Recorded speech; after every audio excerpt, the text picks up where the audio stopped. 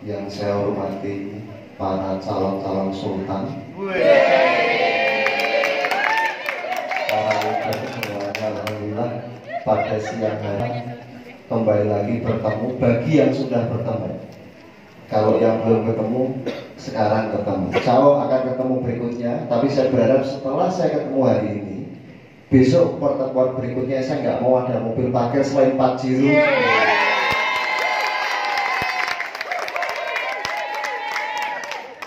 Kalau perlu jalan dibikin macet. Apa itu?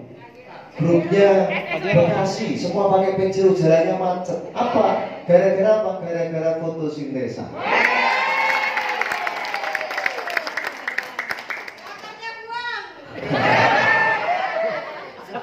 Alhamdulillah. Oke, pertama mungkin saya ucapkan syukur kepada Allah Subhanahu Wa Taala, siang hari ini masih diberi nikmat sehat, alhamdulillah. Mungkin ini pertemuan yang pertama di sini, tapi insya Allah ke depan kita akan sering diskusi sambil ngopi di sini juga. Tapi sembari rekan-rekan semua, pertemuan berikutnya tinggal sembari ngitung RU untungnya berapa. Jadi insya Allah nanti akan terjadi. Oke, terkait saya mungkin pemaparannya tidak terlalu banyak Pak, karena memang produk-produk baru dari PT BES ini sangat simpel. Sangat simpel, buka saset, campurkan air, semprotkan, tinggal ngopi, besok RO datang Pak. Jadi kemarin banyak yang sudah kecewa, banyak sekali, hampir semua. Dan alhamdulillah produk-produk dari PT BES ini ada beberapa produk yang kita paparkan, tapi historinya memang sebelumnya produk-produk saya kan ada beberapa perusahaan yang notabene kemarin hanya suplai di perusahaan. Saya tidak pernah menjual umum. Dan ini insya Allah fotosintesa slow release ini pertama di jaringan PT BES. Dan insya Allah seperti slow release ini satu-satunya dan pertama di dunia, teknologi terbaik saat ini milik PT BES.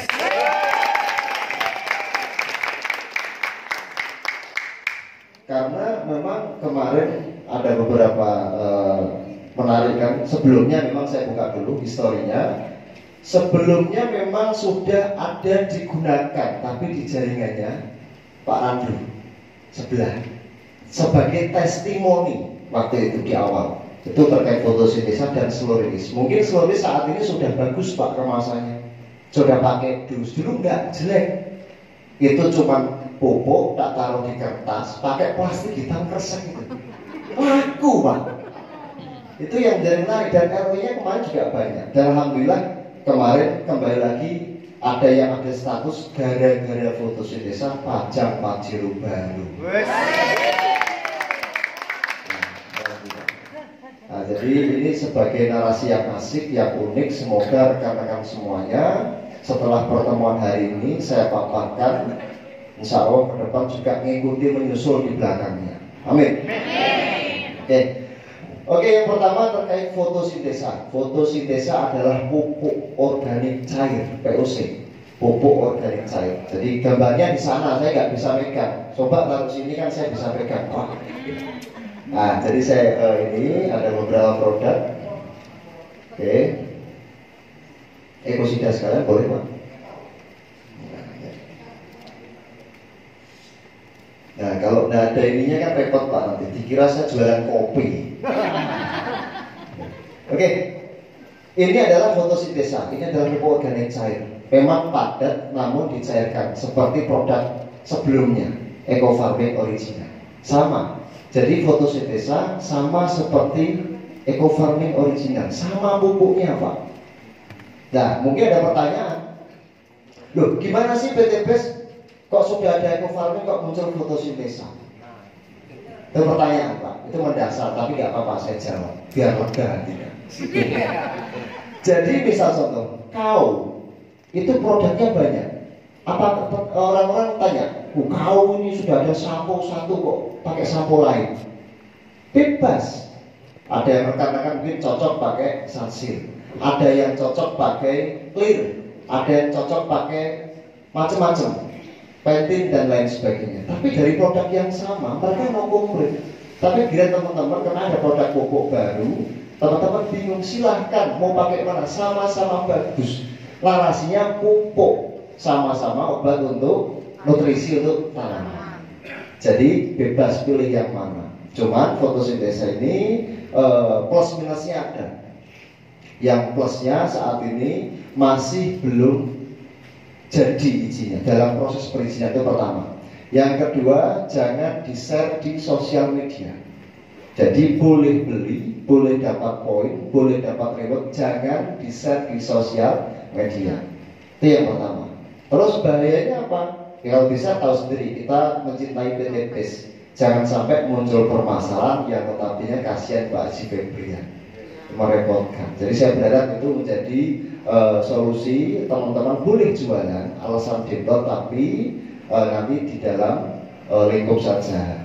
Cuma alhamdulillah dapat kabar pagi ini, membawa berkah insya Allah. Pagi ini izin saya sudah keluar fotosintesa. Dan namanya Eco Farming Fotosintesa. Sama Eco Farmingnya apa? Karena Eco Farming adalah brand yang dimiliki PT PES, punya Pak Haji Febrian, jadi sama. Itu bahaya pertama tadi saya sampaikan. Bahaya kedua Pak, hati-hati masalah fotosintesa. Makanya jangan ngawur. Hindari tanah yang dekat makam.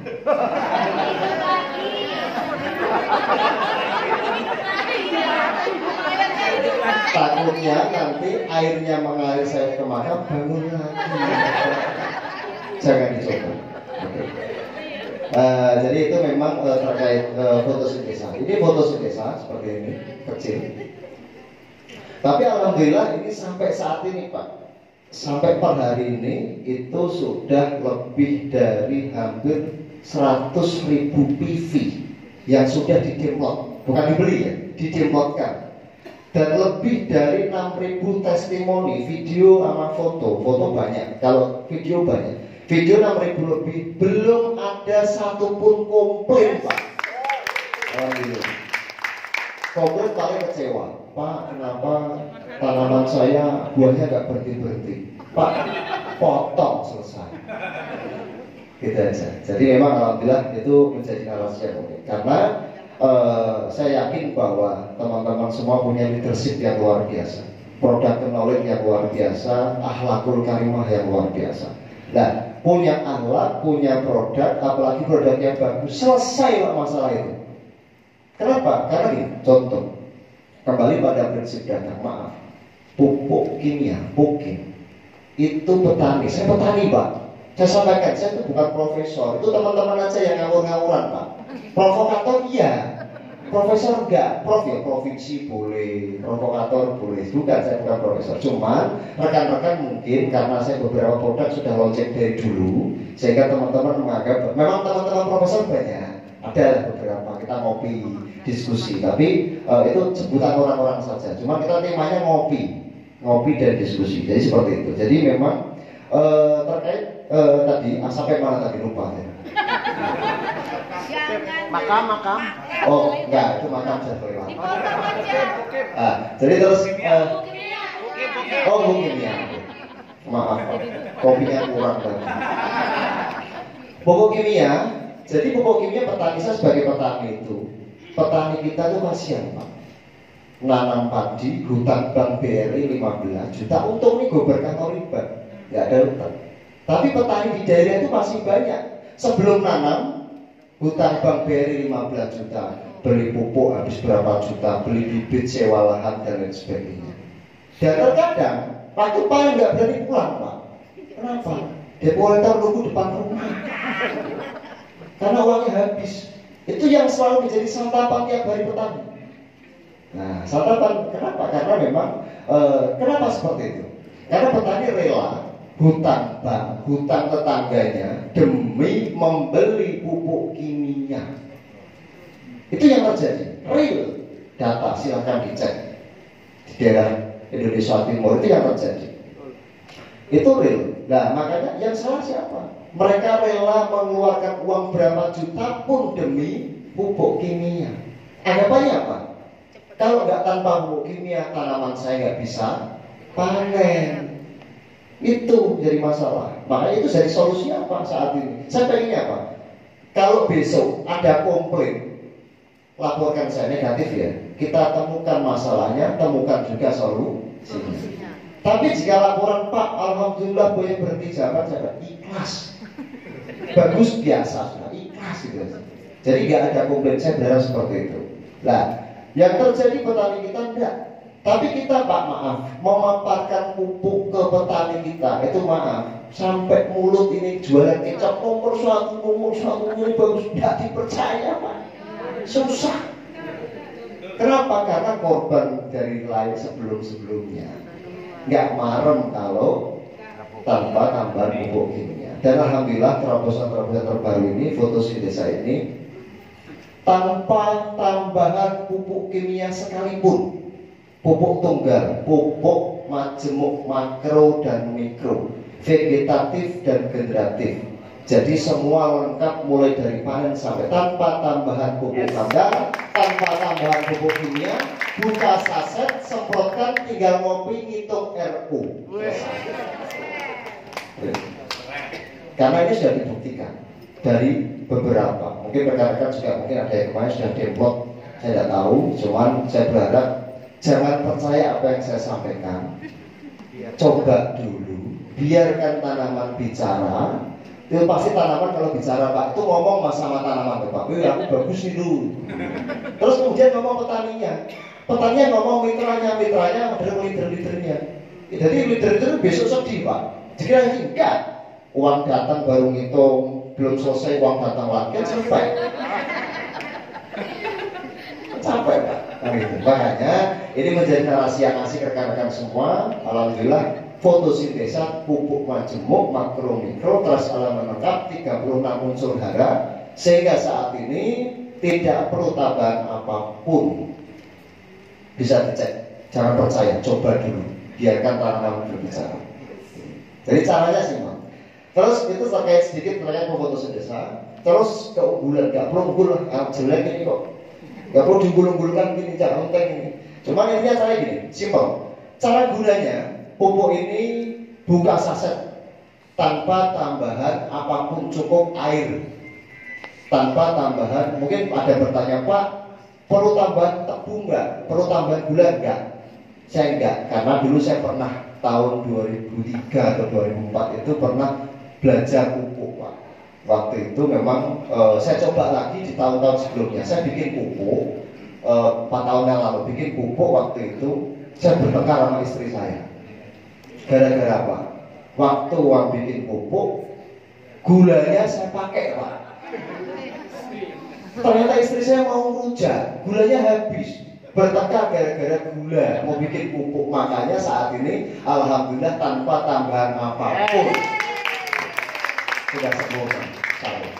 Nah itu jangan sampai teman-teman semua nanti suami istri bertengkar gara-gara rebutan gula. Jadi itu menjadi solusi yang asik saat ini. Alhamdulillah fotosintesa sudah benar-benar sempurna. Sudah kita risetkan bertahun-tahun dan sudah kita gunakan bertahun-tahun juga sebenarnya.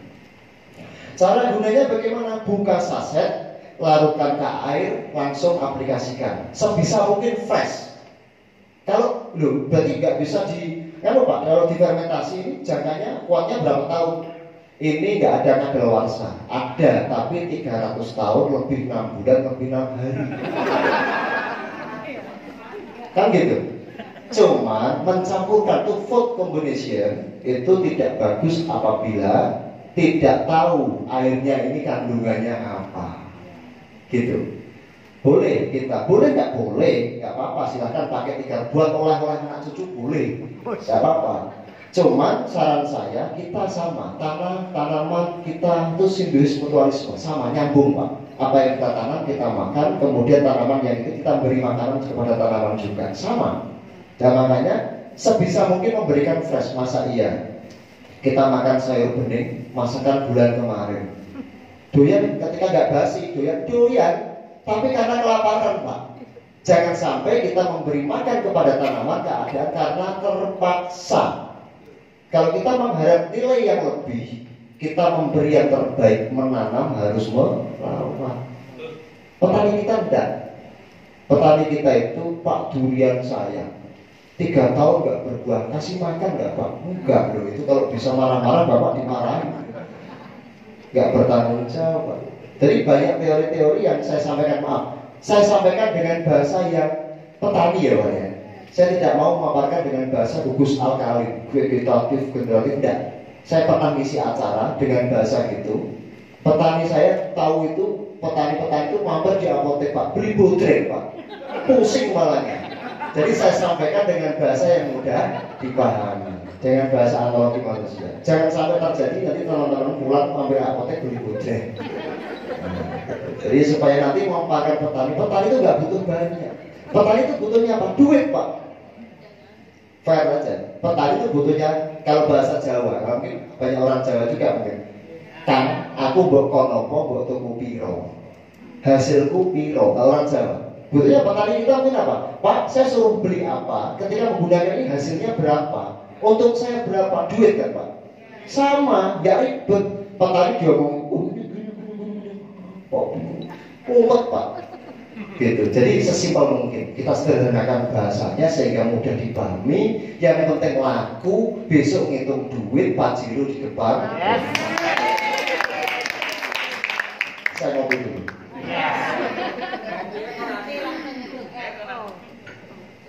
Jadi gitu. Jadi terkait prosesnya sangat simpel. Buka saset nggak harus difermentasi. Saran saya keadaan fresh. Kita menghitung.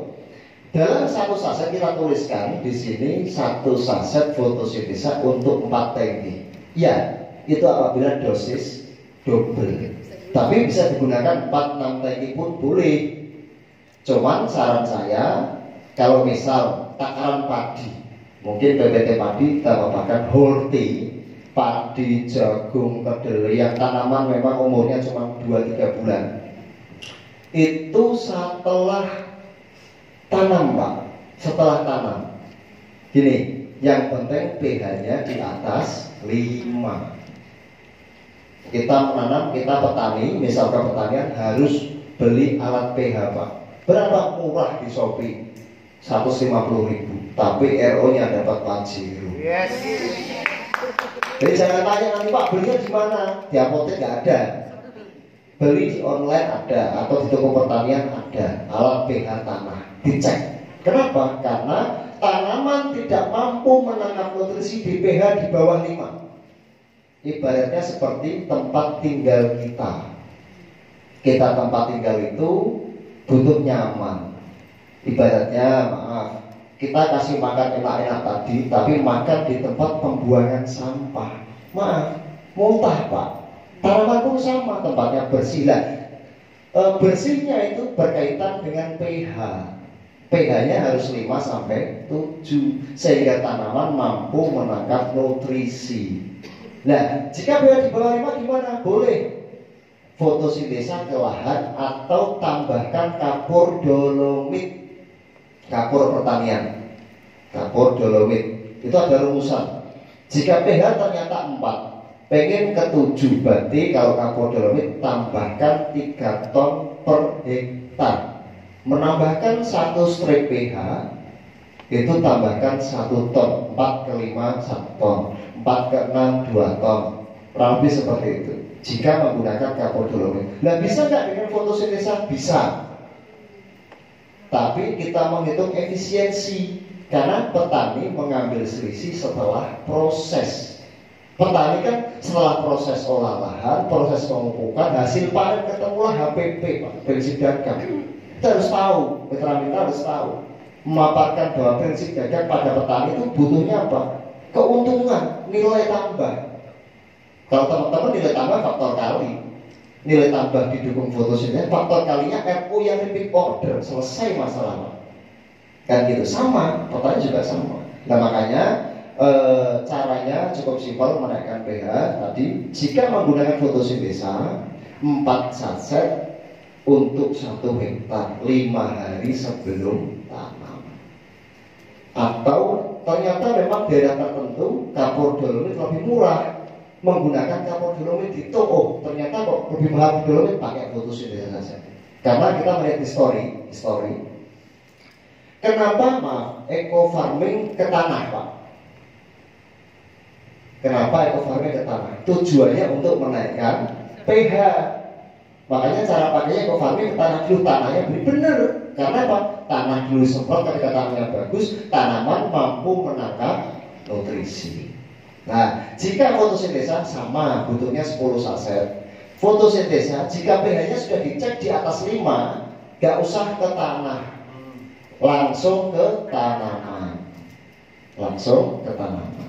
Nah, cara pemupukan bagaimana? Pemupukan simpel, Pak. Tanaman makan dari 2. Yang pertama stomata, yang kedua akar. Apapun tanamannya. Jadi semprot ke akar, kocor ke akar boleh, semprot juga boleh. Tapi ke stomata, mulut daun itu di bawah. Kalau atas namanya mantel, punggung. Nah, petani kita terkadang masih salah, Pak. Ngasih makan tanaman tapi nyemprot dari atas ke bawah. Punggung kok dikasih nasi, marah nggak? Padahal mulutnya di bawah. Dapatkan. Jadi pura-pura tahu aja lah. Pak, kalau nyemprot itu dari bawah ke atas, kok gitu dia stomata di mulut daun. Lu pintar ya, saya kan. Jadi memang harus tahu. Nah, petani kita masih banyak pola salah. Dan saya sampaikan. Makanya makan apa? Tanaman makan dari 2, pertama stomata, yang kedua akar. Lewat mana? Perkocoran dan penyemprotan. Gitu. Nah, makanya sepayer itu samping, Pak. Sepayer itu ada miring. Tujuannya Pak untuk mengangkat ke atas. Dari akar tarik ke atas. Itu penyemprotan supaya kena stomata, mulut daun. Itu caranya. Gitu. Jadi sesimpel itu sebenarnya. Cukup ya? Lanjut. Oke, jadi sesimpel itu cara pakainya. Fotosintesa itu buka saset, biarkan keadaan. Cara baginya bebas. Jika memang 1 hektar, saran saya setelah tanam itu 1-7 setelah munculnya tunas. Jadi tanaman hari pertama tanam adalah hari pertama munculnya tunas, Pak. Itu sebenarnya. Bukan hari kita tanam ditinggal itu hari pertama, bukan. Setelah muncul tunas adalah hari pertama tanam. Nah, misal kita nanam jahe, nanam umbi-umbian, itu muncul pertama tunas keluar itu hari pertama tanam. Bayi baru lahir butuh asupan gizi. Gitu. Nah, makanya kan misal di padi itu kan pertama lahirnya kapan? Ya setelah kita pembenihan itu pertama lahir. Seharusnya disemprot. Meskipun dosisnya mungkin setarakan cukup 1 tangki, ya sudah. Ini dibagikan ke berapa, jadikan berapa tangki, semprotkan ke pemberian. Karena dia cadangan makan klordion itu 18 hari. Nah, jika munculnya tunas 18 hari sampai pemindahan ke sawah terjadi penjarangan, pindah ke sawah dengan jajar legowo atau ini itu kan biasanya petani kita masih salah. Petani kita itu bukan punya Anda. Petani kita rata-rata pindah ke lahan itu umur 20 hari. Kenapa seperti itu? Karena petani kita kalau dipindah umur 15 hari itu takut dimakan kepiting, Pak, sama keong. Anggapannya kalau nanti di umur 20 kalau makan giginya rompal. Kan gitu. Jadi itu dipindah. Alasannya petani nanti kalau tak pindah umur 15 hari masih kecil-kecil, kepiting atau yuyu kalau orang Jawa itu pasti makan, kan gitu. Itu masalahnya, makanya diberi makan setelah tanam rata-rata 20-25 hari itu sudah terlambat. Karena setelah munculnya tunas itu 18 hari cadangan makannya. Seharusnya di pemberian juga disemprot kasih makan supaya dia bertahan. Dan yang perlu diketahui, kenapa horti penyemprotan 15 hari? Karena pupuk itu, pupuk kimia maupun pupuk cair menguap selama 15 hari. Masalahnya, jika ternyata pH-nya di bawah 5, dikasih makan tidak langsung ditangkap, otomatis dia tidak berkembang, keburu menguap. Ada penguapan, ada penyerapan. Jadi makanya pH-nya harus bagus sehingga dia langsung mampu menangkap nutrisi. Nah, jadi sesimpel itu sebenarnya. Semprotan tadi dari bawah ke atas, kemudian dosis sama. Cara pakainya mungkin jika 1 hektar padi itu 4 saset dijadikan 16 tangki. Kenapa 16? Karena aturan pemerintah itu rata-rata boleh 10 boleh, tapi rata-rata 16 tangki adalah aturan nasional. Dalam 1 hektar itu rata-rata butuhnya 16 tangki. 4 saset fotosintesa dilarutkan ke 16 tangki, dibagi gampang, itu teknis. Cara bagi itu teknis, dihitung pakai kalkulator gampang. Buka saset, larutkan ke 1 liter dibagi 16, hitung 1000 bagi 16 berapa, itu kelihatan. Atau dibagi ke 4 liter dulu, dibagi 4 boleh, simple. Berarti 250 gram itu kan teknis pakai kalkulator. Nah, kemudian hari itu 1-7 setelah munculnya tunas. Mungkin padi ditanam 1-7 bebas pilih hari apa, pilih hari yang paling baik boleh. Pak, setiap hari nggak usah. Ketika hari tanam, ini kan ada waktu 1-7 bebas, mau ke 2, mau ke 3, mau ke 6, ke 7 bebas. Boleh langsung, semakin cepat semakin bagus. Caranya airnya dihabiskan, Pak. Kalau padi airnya dihabiskan, disemprot, kemudian ketika jatuh didiamkan semalam. Besok dialiri air, baru ditutup, jangan dilarutkan, karena biar meresap dulu. Nah, nanti kalau penyemprotan lagi sama, airnya dihabiskan sampai habis, kemudian penyemprotan supaya masuk pembenahan tanah, custom bio, bakteri nitrogen, kemudian pembenah tanah bekerja dulu fotosintesa. Dan hebatnya fotosintesa ini, dia mengandung, kenapa? Ini story dulu ya. Kenapa namanya fotosintesa? Fotosintesa adalah teori di mana kita mampu menghidupi dirinya sendiri meskipun tanpa matahari yang berlebih. Itu mampu memasak dirinya sendiri di tanaman. Karena tanaman itu kalau siang butuh nitrogen, matahari, malam butuh oksigen. Itu tanaman. Kita juga sama. Hampir sama, Pak. Makanya teori ini ditemukan waktu itu ada develop di Jepang itu di depan rumah ketika salju tinggi 1 meter 2 meter, tanaman mati karena ketutup oleh salju. Dia harus bertahan. Kenapa? Karena the power of kepepet, Pak. Kalau nggak nanam dia nggak makan. Karena depan penuh dengan salju, nggak ada matahari, badai dan lain sebagainya. Harus menanam, berarti butuh fotosintesis. Itu pakai teori hidroponik di dalam rumah, pakai lampu, dia pun bisa hidup dan bertahan. Bahkan fotosintesa diuji sampai segitunya. Kok sekarang di sawah-sawah gampang, Pak. Sukses, nggak ada kata gagal. Jadi insya Allah fotosintesa ini sudah diuji sebelumnya. Jadi jangan kaget jika memang kita sudah menggunakan teori aquaponik, hidroponik, menggunakan ini pun aman, sudah bisa dipakai tanpa takut. Misal ada kolam ikan, kemudian 1 saset ke 500 liter air, kolam ikannya disalurkan ke hidroponik, hidroponik pun akan sehat, bagus, ikannya pun akan sehat. Kalau ikannya mati, digoreng. Nah, gitu aja. Nah, kemarin ada beberapa arwana, kalau perlu kasih arwana yang paling mahal, kalau mati tak ganti. Berani saya.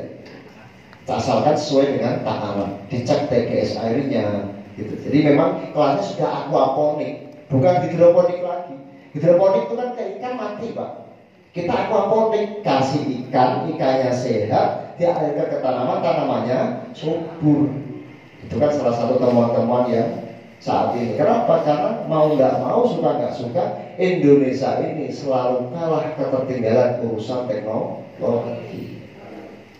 Ya maaf, itu harus saya sampaikan. Di luar negeri bicara teknologi, di sini masih bicara pupuk kimia, nanti ini organik, ini perang, Pak. Di sana sudah teknologi maju. Saya berharap bahwa PT BES merilis sebuah teknologi dibantu dengan mitra-mitra yang luar biasa menjadi narasi yang paling asik. Karena petani itu butuhnya apa? Sukses, Pak. Gak mau coba-coba. Nah, gitu. Jadi kasihan petani.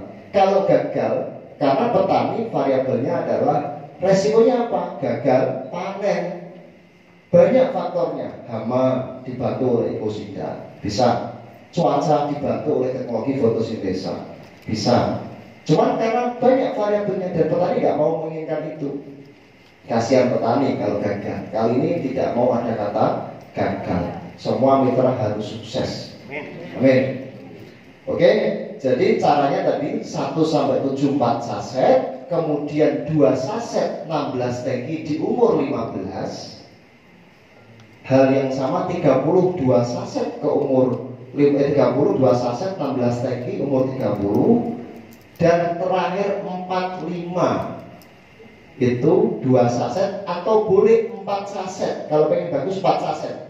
Kunci tanaman adalah 2, masa baru tanam, baru lahir, basi, dan masa tengah-tengah atau generatif. Pak, ini masanya gimana? Nggak usah sampaikan ke petani, Pak, kalau umur tengah-tengah. Kuncinya gitu. Pemupukan yang bagus adalah masa vegetatif dan generatif. Vegetatif itu adalah pertama tanam, masih bayi. Yang kedua adalah generatif, tengah-tengah. Kenapa? Karena padi itu hamil umur 42 sampai 45 hari.